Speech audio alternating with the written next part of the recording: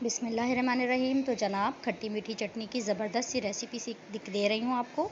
यहाँ पर आपको पूरा तरीका बताऊँगी किस तरह हम इसको प्रिज़र्व करेंगे और पूरे रमज़ान इसको एंजॉय करेंगे। देखें, गुड़, थोड़ी सी चीनी मैंने ली है और ये काली मिर्चें, सौंफ और हम इसमें अदरक का पाउडर डालेंगे, काला नमक डालेंगे। और पूरा तरीका आपको इसमें मैंने बताया है कि ज़्यादा क्वान्टिटी में हम पल्प किस तरीके से हासिल कर सकते हैं इमली का। पूरा तरीका आपने जाकर मेरे चैनल पर देखना है।